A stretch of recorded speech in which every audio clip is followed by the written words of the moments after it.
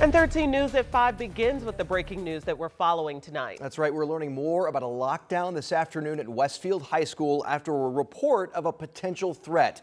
That lockdown was lifted about 90 minutes ago, and in the last 45 minutes, we heard from school leaders about what exactly happened. I mean, this has certainly had parents and community members up in arms. Rich Nye joins us live tonight with a look at what he's learning about the investigation into this scary afternoon for students, staff, and their families. We know you're on the scene and just spoke with officials. Rich, what are you hearing? Well, fortunately for Felicia and Dustin, no one was injured. No shots were fired here today. It does not appear, after all, that this was a credible threat. But this afternoon at 2:06, the administration at Westfield Washington Schools received a phone call that someone was going to shoot people at Westfield High School. And that sent the school into immediate lockdown. And law enforcement responded in a big way. At least 7 agencies were here. There were probably more than 50 officers on the scene here. When we got here about 3:15 this afternoon, there were many parents waiting outside the school grounds for word of what was going on. We found out that students had been on lockdown for about an hour inside the school, many of them barricaded in their classrooms as they practiced or put into practice what they practiced for a situation like this. Again, no credible threat was found in the building as they went room to room and did an initial sweep of the school. Everyone is fine tonight, but it put the school on lockdown for about an hour. I talked to one senior about his experience. I was personally mortified. I think it's one of those things that, and I've said every time, but no matter where you stand politically on gun access, you read about these things happening and you never think it's going to happen here. And so I immediately sent a text to my mom and my dad just saying we're in lockdown. And it was very difficult because on one hand you need to feel like you need to breathe, but on the other, at least for me, I was so scared to even make a noise. The lockdown was lifted after about an hour, and students went home actually at normal time, getting on their buses and dismissing at about 3:40 this afternoon. Again, police say that no credible threat was found at the school building today, but again, it was a phone call that started all this and certainly scared a lot of parents, scared a lot of students, and we saw a lot of hugs this afternoon as they were reunited. Fortunately, everyone is safe tonight. Oh my goodness. Thank you, Rich. So happy that these parents just get to hug their babies. Yeah, so much fear and anxiety, and now police looking for who it was who made that call. All right, Rich, thank you. Tonight, a neighborhood in Cumberland starts the new week, much like how they ended the last one, with a shooting on their doorstep. The second shooting in that neighborhood since Friday. Ashton Hackman explains why police are no strangers to that area. Police lights lit up the night sky on Dunshire Drive Sunday. Cumberland police say a woman fought off and shot a man who she says was trying to sexually assault her. The man died at the hospital. Police say the woman is cooperating with investigators. We advocate for self-protection and to do it safely, and it looks like this is what happened this time. The shooting is not far from where Cumberland police were just 2 days earlier. Around 4 Friday morning, police responded to Knoll Ridge Apartments in the same neighborhood. A man told police he shot someone trying to break into his home.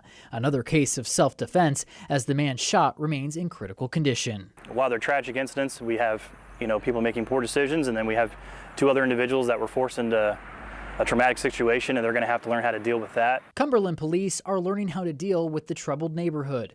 Since June, officers have responded to Knoll Ridge Apartments and the nearby neighborhood 6 different times for a shooting. On June 27th, 12-year-old Jeremiah Cotton was killed inside an apartment. His death is being investigated as a homicide. Sunday night's shooting investigation here on Dunshire Road, it's just feet away from where that homicide took place back in June. Cumberland police say these are 2 very different cases, but it's still the latest string of violence here in this neighborhood. Captain Mark Wagner oversees investigations for the police force, equipped with 18 officers. He tells me the department hopes community policing will make an impact. We're very involved in all different aspects of our communities, with our HOAs, with our neighborhoods, with our businesses, that we spend more time than maybe other departments of making sure that we really get to the root problems. Another shooting bringing police to a Cumberland neighborhood. In Cumberland, Ashton Hackman, 13 News. Ashton, thank you. Cumberland police tell us they've turned their findings from June's homicide investigation over to the prosecutor's office. We've reached out to them for an update on the case. We'll let you know when we hear back. Tonight, Indiana State Police are trying to figure out how a man ended up shot along a central Indiana interstate. It happened around 8 o'clock this morning along I-465 West near East Street. The video you see here is from the NDOT camera in that area where it happened. Troopers did not provide any other information about the man's condition or any other details about the shooting at this time. Also tonight, a somber new record here in the city of Indianapolis. New numbers show now more than ever, cyclists are being hit and killed in our streets. And all of this comes on the first day of a mission called Week Without Driving. Samantha Johnson looks into it. Week without driving is exactly what it sounds like. All of us encouraged to use public transportation, walk, or bike this week.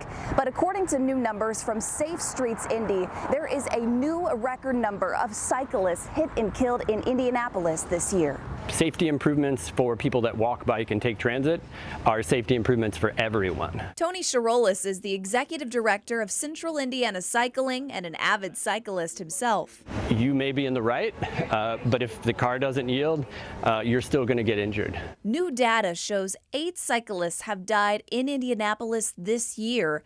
That's a record high.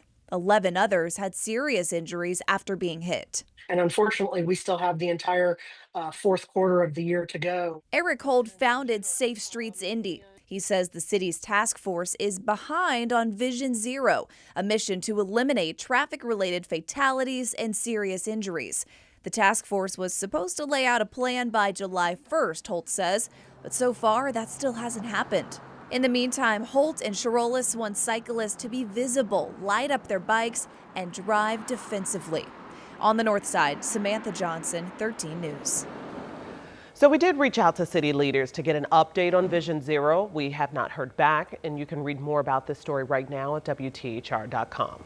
The Marion County coroner has identified a man shot and killed at a gas station near Indy's southeast side.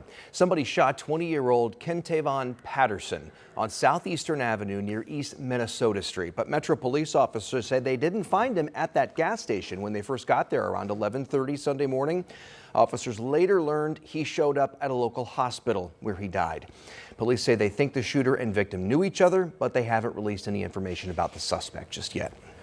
And now to the debate. The debate is about immigration enforcement and the role Indiana is about to play. The Miami Correctional Facility could begin housing up to 1,000 ICE detainees as early as Wednesday.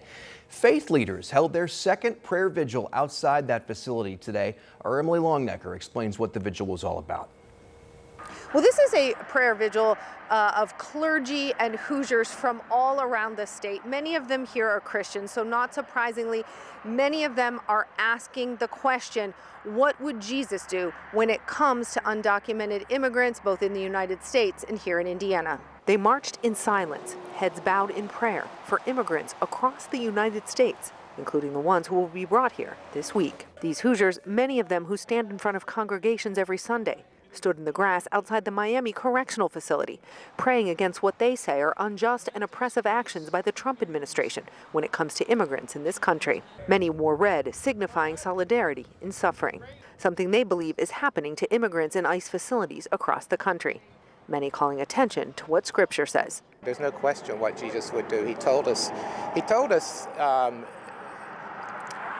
he said, when you did it to one of the least of these, you did it to me. And so probably he identified with the hungry, the naked, the sick, and the prison. And so Jesus might be incarcerated if he were here. Mary and Joseph and Jesus had to be immigrants to Egypt shortly after he was born. Luckily, they were not separated.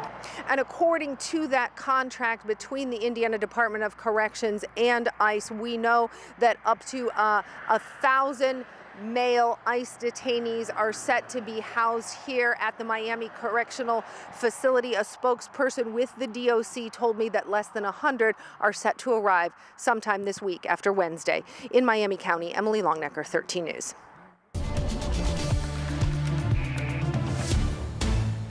All right, we're in the Weather Center this evening at 13 News at 5 because we're seeing this. I mean, blue skies, cloudy blue skies. It's just wonderful weather. Yeah, definitely hot for this time of year.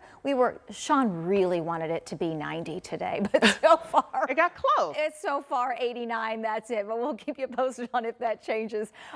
Sunny, warm, as Felicia mentioned. We've got a great stretch of weather headed our way this week as well. Temperatures right now in the upper 80s. We have 88 Noblesville, 84 Bainbridge. We're at 84 Connorsville, 87 Brown County, and 87 degrees in Crawfordsville. Mix of sun and clouds. Now those clouds come with daytime heating. We lose that. We lose the cloud cover, and a mainly clear night. Temperatures will drop into the 70s, upper 70s by 7 o'clock, and then eventual low temperatures into the upper 50s for most of us, down to 58 in Indianapolis tomorrow morning, 56 Shelbyville, 58 Bloomington, and 55 in Richmond. Sunny and still warm tomorrow, not quite as warm. We'll be down a few degrees as we look ahead to Tuesday. As we look ahead at the week ahead, woo, it's going to be a warm one. Lots of 80s.